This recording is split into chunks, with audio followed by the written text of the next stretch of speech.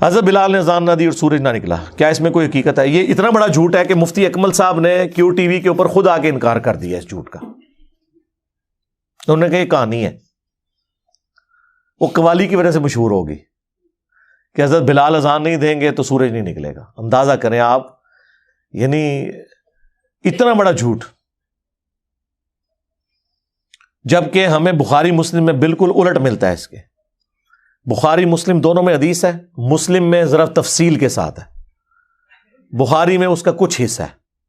مسلم میں یہ ہے کہ نبی علیہ السلام ایک سفر کے دوران صحابہ کرام سے مشورہ کیا تو اکثریت کی رائے یہ تھی کہ رات کو آرام کرتے ہیں، فجر کے وقت نماز کے لیے اٹھ جائیں گے. نبی علیہ السلام کی خواہش یہ تھی کہ یہ سفر ہے، ہو سکتا ہے رات کو ہم سوئیں اور آنکھ نہ کھلے. اس زمانے میں کوئی الارم یا اس طرح کی چیزیں تو نہیں ہوتی تھی، تو نماز پڑھ کے ہی سوئیں. بہرحال حضور نے مشورہ مان لیا اور الٹیمیٹلی حضرت بلال کی ڈیوٹی لگی کہ وہ اپنی سواری پہ، اونٹ پہ بیٹھ کے مشرق کی طرف دیکھیں گے. جب پو پھوٹے گی نا طلوع فجر کے لیے، ختم سیری والی پو جو سفیدی ہلکی سی نکلتی ہے،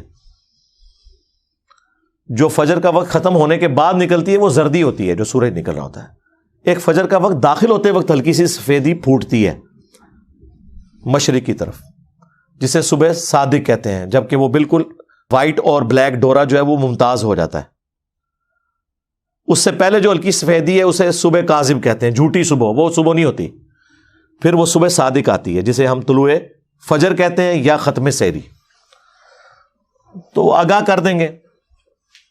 لیکن اللہ کا کرنا کیا ہوا کہ حضرت بلال تھوڑی دیر تو وہ مطلب دیکھتے رہے، پھر انہیں بھی اونگ آنا شروع ہوگی اور وہ بھی سو گئے. مسلم شریف کے الفاظ ہیں، سورج اتنا بلند ہوا تو نبی علیہ السلام کی آنکھ کھلی. پھر باقی لوگ کھڑے ہوئے اٹھ کے. سب سے پہلے تو حضور نے کہا اس جگہ کو چھوڑو، یعنی ظاہر ہے یہ ایک شیطان کا غلبہ ہوا ادھر کہ سب کی نماز فجر کا وقت گزر گیا. پھر حضرت بلال سے پوچھا بھائی تیری ڈیوٹی لگائی تھی؟ ان کا یا رسول اللہ جس طرح آپ کو نیند آ گئی مجھے بھی آ گئی. کوئی حضور نے یہ نہیں کہا کہ تو نے یہ گستاخی کیوں کی، میرا نام بیچ میں کیوں لیا ہے، کیونکہ یہ نیچرل چیز تھی. بعض حضور نے کہا یہاں سے اپنا سامان اٹھاؤ، پھر کسی اور جگہ پڑاؤ کیا. حضرت بلال سے کہا کہ اذان دو. ویسے آپ ہوتے تو کہتے بلال تے اج ہوں تو کچھ عرصہ تو چھٹی کرنا، تو جڑا کام پایا ہے نا سارا دن نماز خراب کیتی ہے. نہیں، حضرت بلال سے اذان دلوائی. اور پھر آپ نے، سورج اتنا بلند تھا، آپ نے فجر کی نماز جماعت سے پڑھائی.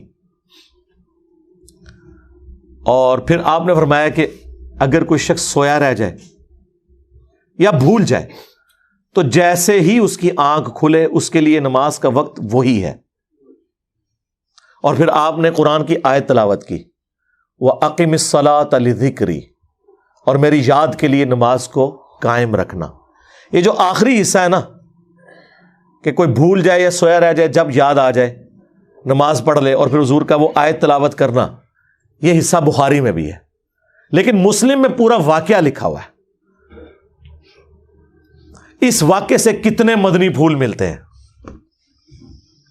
ایک تو علم الغیب والا عقیدہ آپ کا کلیئر ہو گیا کہ نبی علیہ السلام بھی سوئے رہ گئے، آپ کو نہیں پتا چلا، ورنہ آپ نے جان بوجھ کے تو نماز نہیں قضا کرنی تھی. حاضر و ناظر والا بھی عقیدہ، استعانت والا عقیدہ، آپ کے سارے وہ عقیدے جو آپ نے خود سے بنائے ہوئے ہیں. حالانکہ نبی کے بارے میں تو یہ ہے، بخاری مسلم میں آیا کہ نبی علیہ السلام نے فرمایا کہ ہم انبیاء کی صرف آنکھیں سوتی ہیں، دل جاگتا رہتا ہے. اس لیے نبیوں کا وضو نہیں ٹوٹتا سونے سے. جو حضرت عائشہ کہتی ہیں اسی حدیث میں کہ حضور کے خراٹوں کی آواز میں نے سنی. نبی علیہ السلام بہت اونچے نہیں لیکن تھوڑے بہت تو خراٹے لیتے تھے جو سوتے وقت آواز آتی ہے. اور آپ اسی طرح نماز آپ نے پڑھا دی. آپ نے فرمایا ہم انبیاء کا دل نہیں سوتا، صرف آنکھیں سوتی ہیں. لہذا انبیاء کا وضو سونے سے بھی نہیں ٹوٹتا، سوائے ان چیزوں کے جن چیزوں سے ٹوٹتا ہے.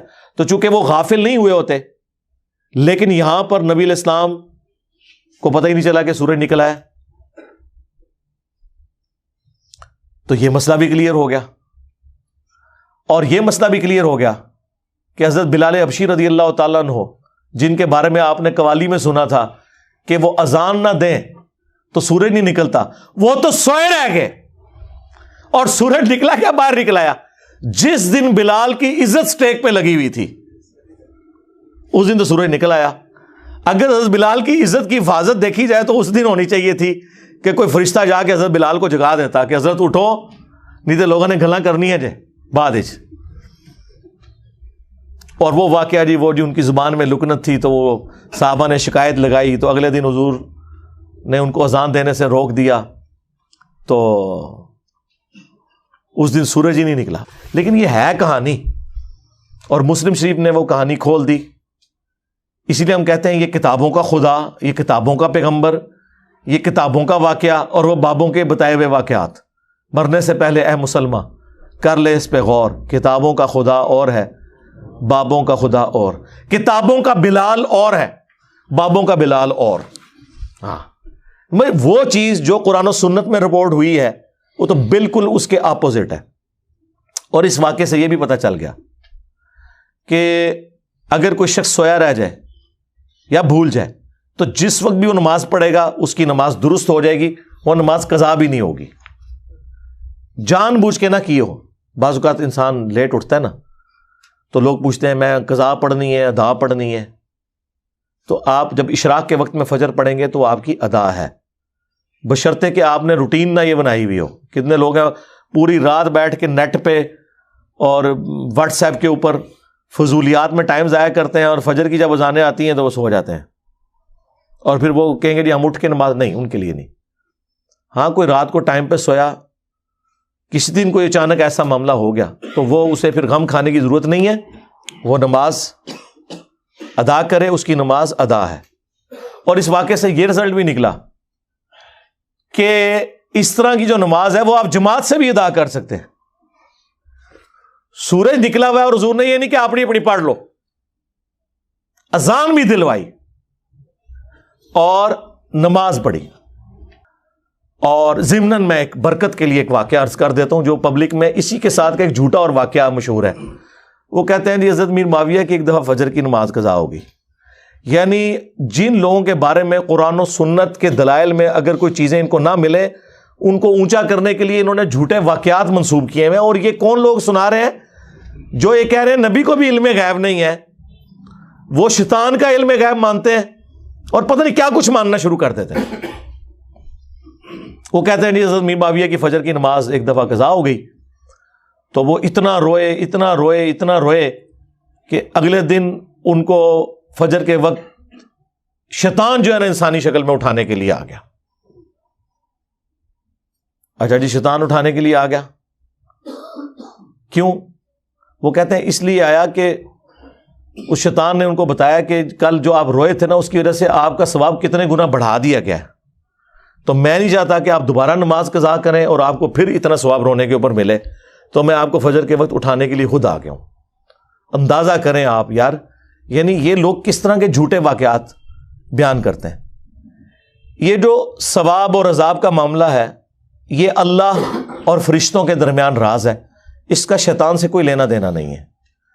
آپ شیطان کا علم غیب مانے ہوئے ہیں ماموں جی کو بڑھانے کے لیے، ظاہر ہے۔ دوسری طرف کہتے ہیں نبی کو نہیں پتا، یعنی شیطان نے یاری لگائی ہوئی ہے فرشتوں کے ساتھ کہ تو خبر لیک کرنی ہے تو میں پھر کل جگاواں گا، کس کس نو میں جگانا ہے۔ اللاجیکل جھوٹی باتیں، ان کا کوئی دین سے لینا دینا نہیں ہے، یہ اللہ اور بندے کا معاملہ ہے۔ پھر تو بڑا اچھا طریقہ مطلب پتہ چل گیا کہ بھی ایک بندہ اگر نہیں اٹھتا تو وہ پھر یہ انتظار کیا کرے کہ مجھے شیطان ہی اب اٹھائے گا آ کے، ورنہ میں روزانہ زیادہ جو ہے حضرت میر معاویہ کی سنت پہ، کیونکہ آپ تو کہتے ہیں کہ صحابہ جو ہیں وہ ستاروں کی مانند ہے، جس کی بھی پیروی کرو کامیاب ہو جاؤ گے، تو پھر پیروی کریں، آپ روزانہ نماز قضا کریں، روئیں اور زیادہ نمازوں کا ثواب کمائیں۔ پھر تو ہم پوری ایکویشن لگا کے کورالٹیز بنا کے پوری ایکویشنز بنائیں گے۔ یہ کیوں آپ لوگوں کو جھوٹے واقعات سنا کے اور اس شخص کا گرویدہ کرنے کی کوشش کرتے ہیں کہ جو خلفائے راشدین کے ساتھ اور خصوصاً چوتھے خلیفہ مولا علی بن ابی طالب رضی اللہ تعالیٰ عنہ علیہ السلام کے ساتھ جنگ کر چکا ہے۔ صحابی ہونے کا احترام اپنی جگہ، وہ سب کچھ ہم رضی اللہ عنہ بھی کہتے ہیں، لیکن اس طرح آپ کسی کو اونچا کرنے کے لیے اس طرح کے جھوٹے واقعات تو منسوب نہ کریں۔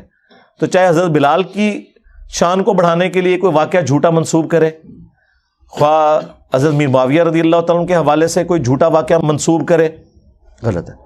اسی طریقے سے حضرت علی کے بارے میں بھی ایک واقعہ ہے، لیکن اس حدیث کے بارے میں محدثین کے ہاں اختلاف پایا جاتا ہے۔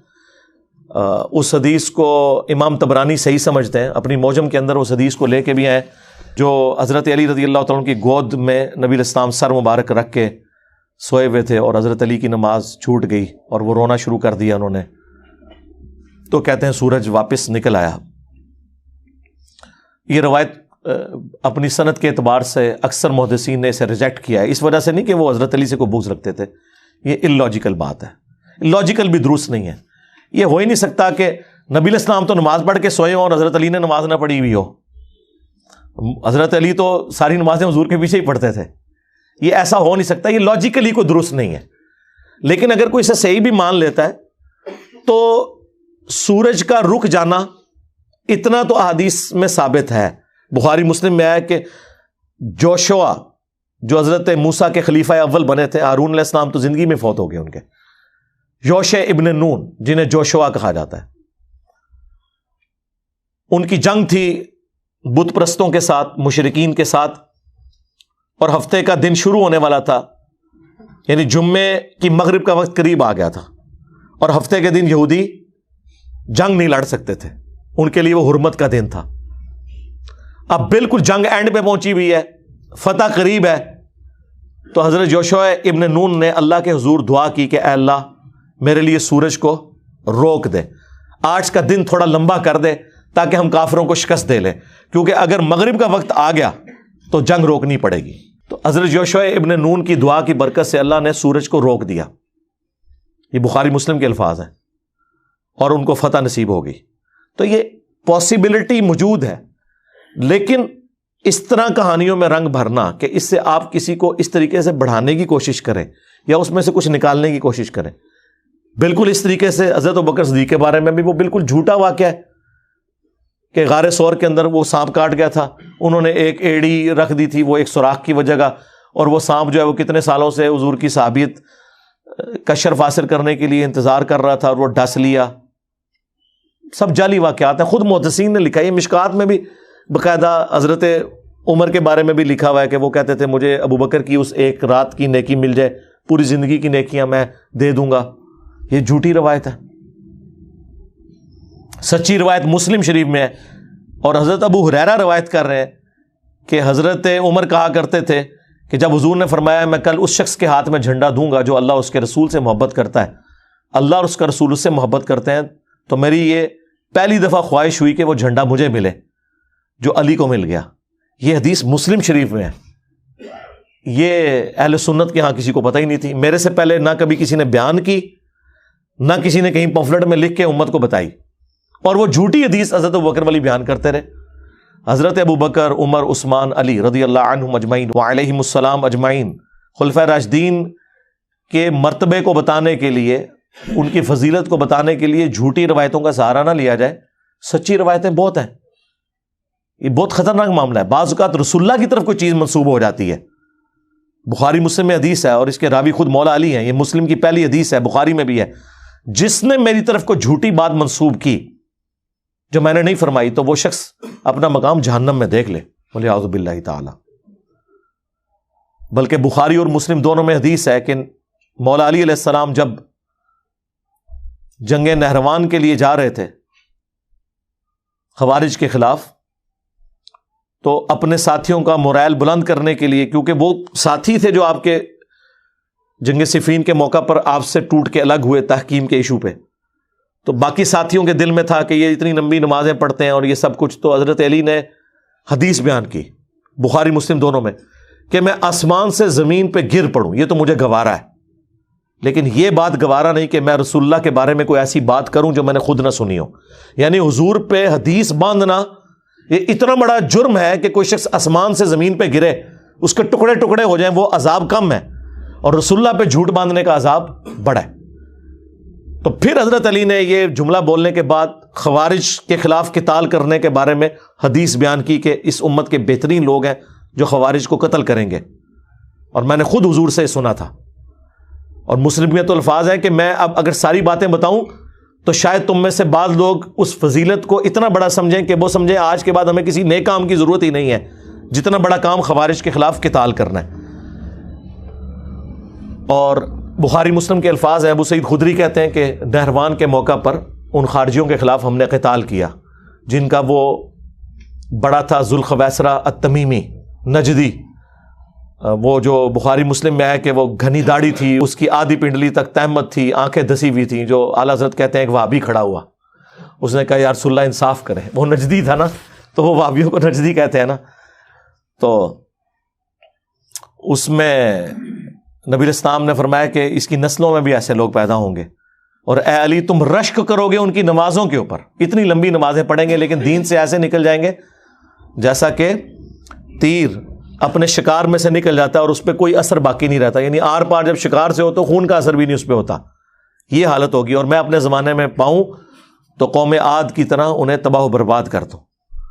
اور ابو سعید خدری کہتے ہیں اللہ کی قسم یہ وہ لوگ تھے جن کے خلاف ہم نے علی بن ابی طالب کے ساتھ مل کر نہروان میں قتال کیا۔ یہ بخاری مسلم دونوں میں الفاظ ہیں۔ یہ جنگ جمل صفین نہروان سے متعلق ساری احادیث میرے کربلا والے ریسرچ پیپر کے اندر موجود ہیں۔ تو بات وہ شروع ہوئی تھی حضرت بلال کی اذان سے، جھوٹے واقعات سے، یہ سارے جذباتی واقعات ہیں۔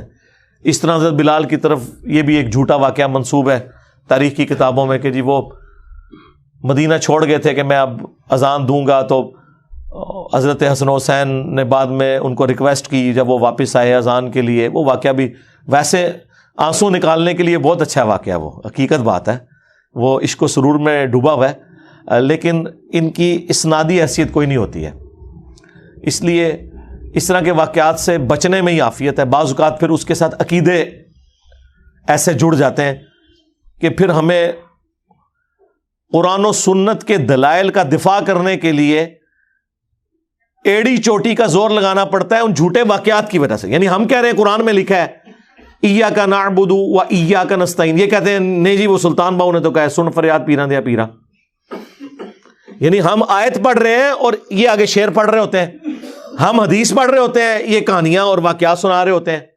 اے پھر کیوں کیا جاندہ جی، اور اے پھر کیوں کیا جاندہ، وہ ہوندے ہی کدھر نہیں ہے۔ ہم رفع الیدین کی حدیثیں بیان کر رہے ہوتے ہیں، یہ کہتے ہیں جی وہ اے پھر کیوں کیا جاندہ ہے کہ وہ بت رکھ کے آندے سن، وہ سرکار کو پتہ نہیں، سانو نہیں پتہ کیوں کیا جاندہ ہے، اور بیان کرنے والے بھی ان ناسکے نے۔ جب سے ہم نے کہا کہ کوئی جھوٹی حدیث ہی سنا دیں، ضعیف چھوڑ دیں، جھوٹی حدیث کسی کتاب میں لکھی ہو، یعنی انگوٹھے چومنے والی جھوٹی حدیثیں ہیں لیکن کہیں لکھی ہوئی ہے موضوعات شریف میں، وہ گھڑی ہوئی حدیثوں کے اوپر جو کتاب لکھی ہے نا، ابن جوزی نے بھی لکھی، ملا علی قاری نے بھی لکھی، اور لوگوں نے بھی، کہ بڑی بڑی گھڑی ہوئی حدیثیں کون سی ہیں، لیکن یہ بغلوں میں بت رکھنے والی تو کوئی گھڑی ہوئی حدیث بھی نہیں ہے اور پبلک کے اندر مشہور ہے۔